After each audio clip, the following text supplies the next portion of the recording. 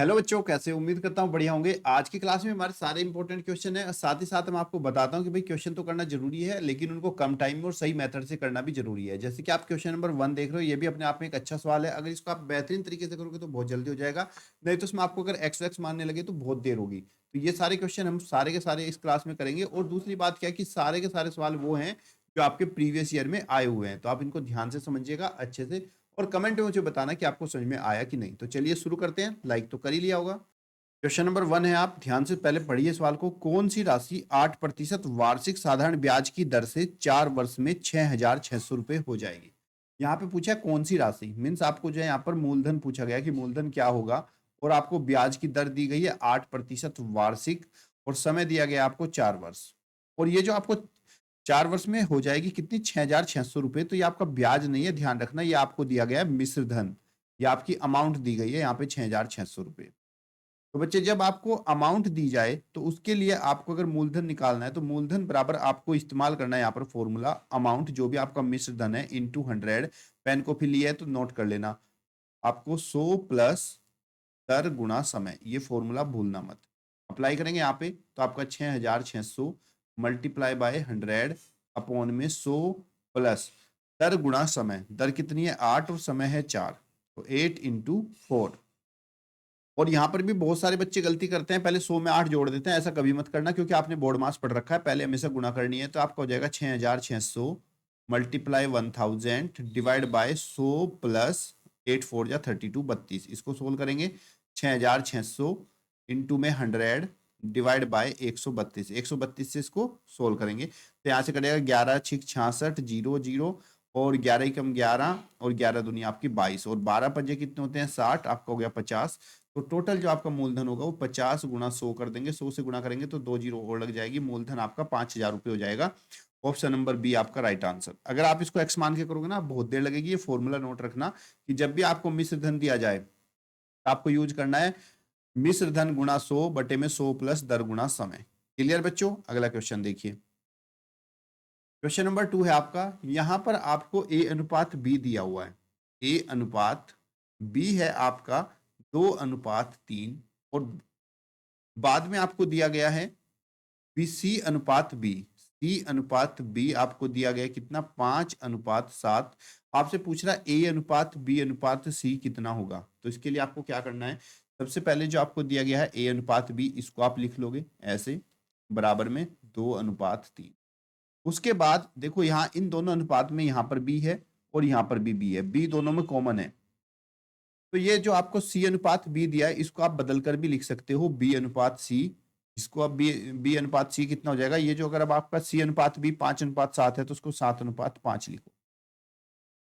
अब यहाँ पे बी अनुपात सी आपका है 7:5, तो ये जो बी का अनुपात है 7 और यहाँ पर बी का अनुपात है 3, तो बी के नीचे बी को रखना है, बी अनुपात सी इज इक्वल टू 7:5। इसको अब हम सोल्व करेंगे तो ये पूरा हो जाएगा आपका ए अनुपात बी अनुपात सी इज इक्वल टू, बराबर में आपका आएगा ये जो 7 है, देखो इसके नीचे इस 7 की मल्टीप्लाई ऊपर के दोनों में गुणा करनी है हमें। 7 दूनी कितना हो गया 14, और 7 की गुणा में 3 से करनी है, 7 या 21, और उसके बाद ये जो 3 बचा है इस 3 की गुणा 5 में करनी है, 3 बजे 15। तो आपका ए अनुपात बी अनुपात सी हो जाएगा 14:21:15। ऑप्शन नंबर ए आपका राइट आंसर। कभी भी इस तरह का सवाल दे तो जो भी इन दोनों अनुपात में कॉमन होता है तो उसको उसके नीचे रखना है, फिर नीचे वाले की अनुपात की जो भी कॉमन था इसके ऊपर के दोनों में गुणा, इसमें भी और इसमें भी, और फिर जो ऊपर वाला अनुपात है इसकी इसमें गुणा करेंगे, आपका ए अनुपात बी अनुपात सी आ जाएगा। क्लियर बच्चे, अगला क्वेश्चन देखिए, नोट करते चलना इन सब ट्रिक को। अगर आपका एक व्यक्ति 8 घंटे प्रतिदिन कार्य करके 12 दिनों में कार्य समाप्त कर लेता है तो वो 6 घंटे प्रतिदिन कार्य करके कितने दिन में काम को समाप्त करेगा। तो यहाँ पर बच्चे पहले अगर हम बात करें तो 8 घंटे प्रतिदिन कार्य करके 12 दिनों में करता है, तो 6 घंटे प्रतिदिन करके कितने दिनों में काम को वह समाप्त करेगा। तो उसके लिए क्या करेंगे, अगर हमें दिन निकालना है तो कुल दिन बराबर होता है, पहले हम समय देखो, 8 घंटे प्रतिदिन कार्य करता है 12 दिनों में, तो 8 और 12 की आपको गुणा करनी है और डिवाइड कर देना है जितने प्रति घंटे वो काम कर रहा है। 6 घंटे प्रतिदिन काम कर रहा है, 6 दूनी 12, 8 दूनी कितना हो गया 16। तो अब उसको उस काम को करने में 16 दिन लगेंगे। ऑप्शन नंबर सी आपका राइट आंसर।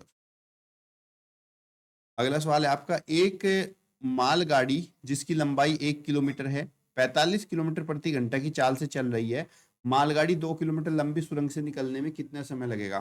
तो बच्चे जब हमारी मालगाड़ी किसी प्लेटफार्म या किसी सुरंग के अंदर से गुजरती है तो उसको पूरा पार करने में उसको जो दूरी लगती है वो दूरी लगती है उस सुरंग की लंबाई प्लस जो भी रेलगाड़ी की लंबाई है उन दोनों के योग के बराबर। तो दो रेख कितना हो गया? 3। तो रेलगाड़ी को 3 किलोमीटर चलना पड़ेगा उसको पूरा पार करने के लिए। और यहाँ पे रेलगाड़ी की हमें चाल भी दे रखी है और चाल हमारे पास है 45 किलोमीटर प्रति घंटा। आपको पता है चाल बराबर होता है दूरी बटा समय। चाल बराबर क्या होता है? दूरी बटा समय। तो यहीं पर बच्चे अगर हमें समय निकालना हो तो हम त्रिछी गुणा करेंगे तो समय बराबर हो जाएगा हमारा दूरी बटा चाल। समय बराबर दूरी बटा चाल। दूरी कितनी है हमारी? दूरी है यहाँ पर 3 किलोमीटर और चार है हमारी 45। हल करेंगे 3 × 3 15 × 45। तो जो समय है वो हमारा 1/15 घंटा आ जाएगा। लेकिन हमारे 100 सारे ऑप्शन तो मिनट में है और आपको पता है भाई 1 घंटे में कितनी मिनट होती है? 1 घंटे में आपकी 60 मिनट होती है। ये जो हमारा समय घंटे में आया इसको मिनट में कर लेंगे 60 से गुणा करके। तो 15 चौके 60। तो इसको जो है 4 मिनट लगेंगी पूरी रेलगाड़ी को इस सुरंग को पार करने में। ऑप्शन नंबर डी आपका राइट आंसर। अगला सवाल है आपका 40 किलोमीटर प्रति घंटा गति से चलती हुई 1500 मीटर लंबी एक रेलगाड़ी 250 मीटर लंबे प्लेटफार्म 2500 मीटर लंबे प्लेटफार्म को कितने समय में पार कर लेगी?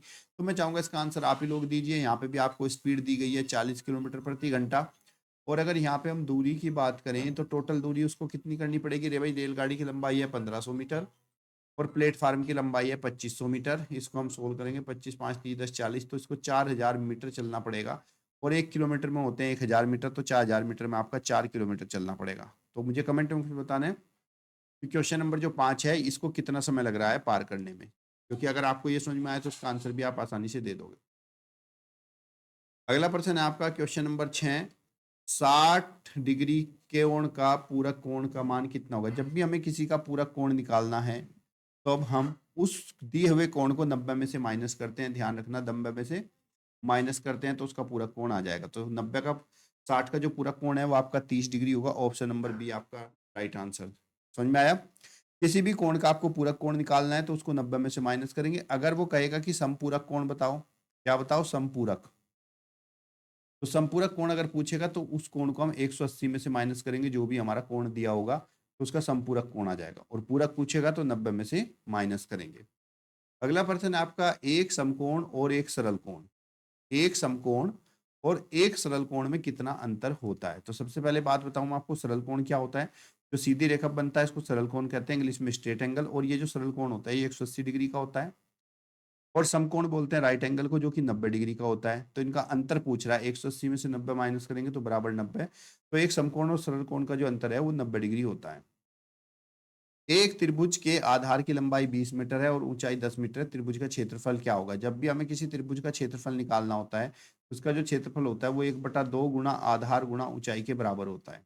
तो 1/2, आधार की लंबाई कितनी है आपकी? 20 और ऊंचाई है आपकी 10। इसको हल करेंगे तो आपका 2.20 और 10.100 तो टोटल जो है 100 सेंटीमीटर स्क्वायर आ जाएगा। ऑप्शन नंबर सी आपका राइट आंसर। अगला प्रश्न है एक घन का किनारा, ये फॉर्मूला नोट कर लेना। अगला प्रश्न है आपका एक घन का किनारा है 5 सेंटीमीटर, यानी कि जो घन की साइड है वो कितनी है? 5 सेंटीमीटर है। उस घन का संपूर्ण पृष्ठ बताओ क्या होगा?